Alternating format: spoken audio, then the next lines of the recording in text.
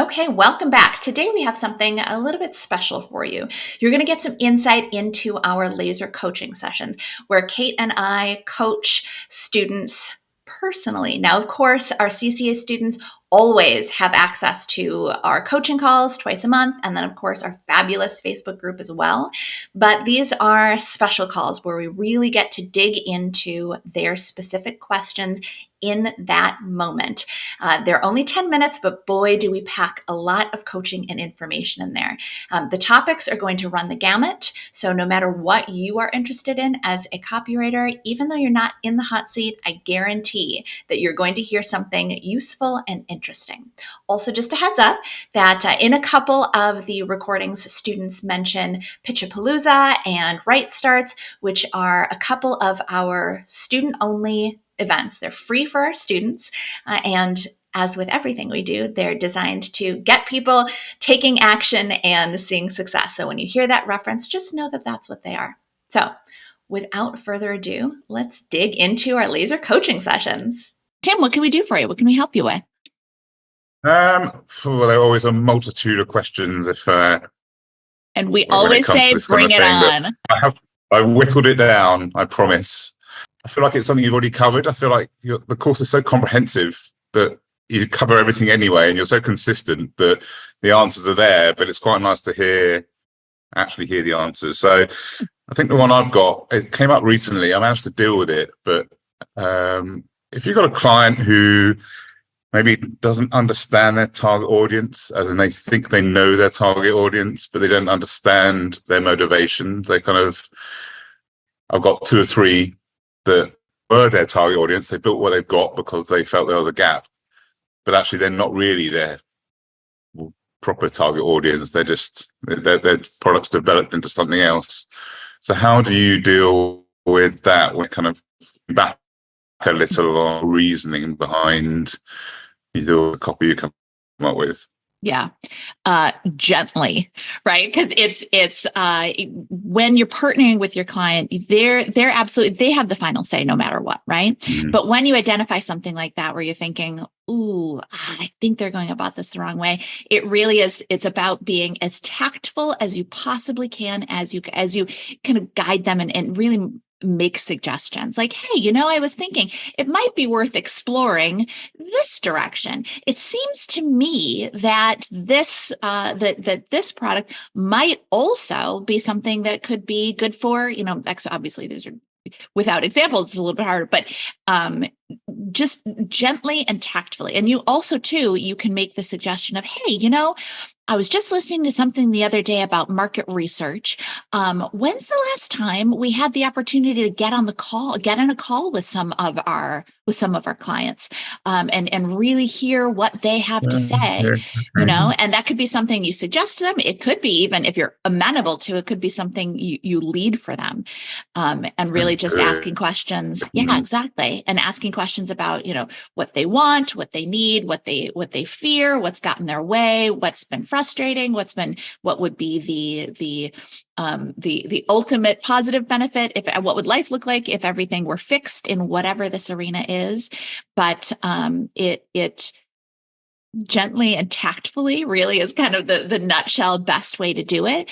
But certainly if you see an opportunity, don't hesitate to say something, and just pose it as, hey, I had an idea, or I was wondering, or something along those lines. Yeah. I was going to second the market research aspect, but I think also, when in doubt, suggest testing, depending what copy you're writing, it could be, email subject lines. It could be the email content themselves of what you're actually saying. It could be a headline on a sales page or a homepage, whatever. But I think testing is always a great way to say, hey, I see where you're coming from, but I think it'd be really, really great to test this, because this could really, really change the direction of what we're thinking in terms of messaging and copy. And we could get more hard and fast data to make these decisions. And then And that's a great point. That's a great point, Kate. As you're suggesting this stuff, the fundamental of copywriting, don't forget to mention the benefit, right? Like, hey, I'm thinking if we dig more into, if we really, lean into this audience and really understand what they're thinking, that's only going to lead to more sales in the long run. So taking these steps now could really have a huge impact on the business. Yeah. And it's hard to argue with data. Yes, exactly. Well, yeah, that's true. I mean, how do you suggest, how transparent do you suggest you are with your market research? As in, I don't know, it might feel a little bit secretive about the way I go about finding, researching. I wouldn't do it without the client. You want to have the client on board with that. If you happen to know people who are in that target audience, you can kind of casually talk to them. But if you want to do market research, I would absolutely do it with the client's buy-in, because you're going to want to talk to people who have purchased from the client. You're going to want to talk to people who have opted not to purchase from the client. And if possible, this isn't always possible, but if possible, people who are aware of the client, but haven't even yet had the opportunity to purchase from the client. That can be a little bit trickier. So the first two groups, though, are important, but you do want to do that. Sorry, I should have clarified. You do want to do that with buy-in from the client.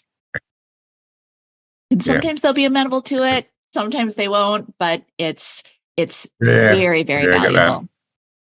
Yeah. Yeah. Okay. That was kind of it on that, really. You do like the other testing. Testing is probably something I hadn't really thought too hard about, even though it did come up. It came up in one, I think, might come up in a podcast recently, or I feel like you addressed it recently. So I don't know why that didn't click, really. But yeah, that's a really good point. Yeah, that's really good. That is a good point. Yeah.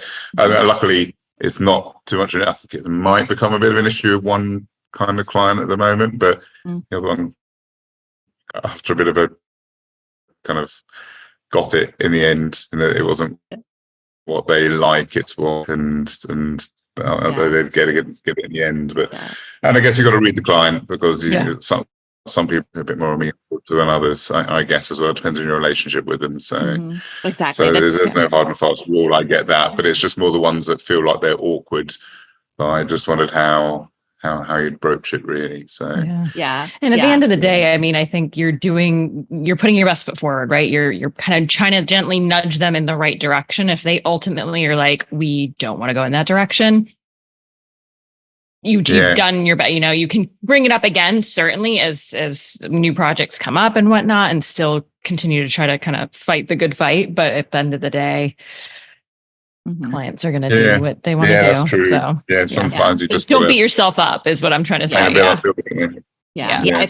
Clients are humans, and sometimes they have to learn hard lessons, and they have to learn those hard lessons the hard way.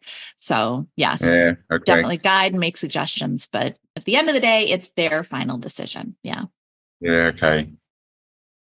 Often see posts similar to this in the group, and I'm like, if they're paying, then and you've done your job, you've done your bit, and I'm going to probably apply that to myself. In that, it's just that's if they're happy, they're happy. That's it. It's their copy, not mine. And if you follow up, and you can always again, depending what it is, say, hey, how's that email performing? How's that landing page performing? All of those sorts of things, and follow up with them, a month after something that you do a project. And if the results aren't what they wanted, I think that's a perfect time to repitch them and say, okay, great. I have a couple of ideas. Can we test this, or can we, try this? I think it's a great way to continue working with them. And again, I'm not a patient person, but I think that sometimes this involves that playing the long game and, getting them there. Okay, this didn't do exactly what we wanted to do, or maybe they're happy with it still, but you say, okay, this open rate's pretty good, but I think, I have an idea to test the subject line that we could bump this open rate even a little bit higher, or whatever it is. So if they're happy with the original copy, it can be a great way to, further down the line, do testing too, if they didn't want to do it right off the bat. Okay. I don't do a lot of email copy at the moment. I'd like to, but I'm more sort of website. Testing on websites. That's a little bit because you're committing to saying, right, well, we're going to put this up for a week and see what happens, or 2 weeks probably. Possibly, but there is convincing them. Yeah, there. Really. There is software, and apologies if I'm talking over you. We have a little bit of a lag, apologies. Yeah. But there is software that, and it would involve your client really being willing to do this. But there is software that will just automatically split traffic. That any traffic that goes to a page, it will automatically show 50% of the traffic one version of the page and 50% of the traffic the other version of a page, which is a lot faster and a lot more reliable than the manual testing. Like you said, switching it out for a week, because when it comes to that, it might be that for whatever reason, 1 week just gets a different kind of traffic, or people are in a different mindset when they come to it. It is a way of doing testing.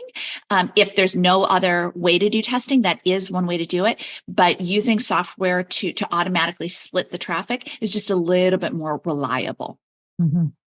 And I think too, with websites, doing small tests, so you're not, it's less dramatic. You're not worried that, this is going to completely, like, what if this doesn't perform? Mm-hmm. You're just doing, maybe it's one headline of one section of the page. It's not a whole new page. So you don't have to kind of, then you don't know which thing performs. So I think being intentional about each little piece of, what's our hypothesis? I think starting with the headline on the page is a great place to start. It's the first thing people see. Running that test of, like, what if we have this headline versus this headline? Okay, this one won. Great. Now maybe we're testing the call to action copy or whatever it is, but like piece by piece, so you can really tell like which things are influencing the actions people are taking on the page. Yeah. Yeah. Okay. Interesting. Yeah. For websites, and really that was more my concern. Really, the client I was really thinking blurb for her actually, and help with the subheads and the front cover, and you can't really do testing for that, right? Because once it's on. So that was that. Unless you use that software. Yeah. Definitely. The other software you might want to check out, it's free, is Microsoft has this, it's called Clarity, and you can enter, I think, whatever URL you want to look at, and it does heat map. You obviously need to make sure your client has the right privacy, kind of settings and whatnot, because you are collecting data on where people are looking on the page, not obviously data from people, the individuals, but still privacy. But that can be a great way to say, okay, a lot of people are paying attention, on our pages. We saw, okay, this particular FAQ is really, really popular. What's our hypothesis? Can we get this information in other places? Can we test adding it to some higher up or whatever it is? So you can just start to have some information and data that you can recommend then very pinpointed tests that might move things in the right direction. Yeah. Okay, maybe analog for some with some, they need to look around. There's a lot of them there. Yeah. Great. So did that help a bit? Do you know what direction? No, helped a lot. Oh, good.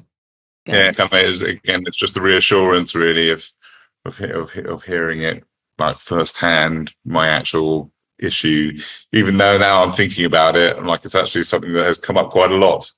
But all our scenarios aren't the same. That sounds different, but actually, like I said, you're very consistent with what you kind of give us, and if I'd really dug into the Facebook group, I probably could have got this answer. But that's great. exactly what we wanted. That's what we're here for. Yeah. No, thank you for asking it, because now you asked it, and now everybody listening and watching is going to get the answer. So thank you for asking it.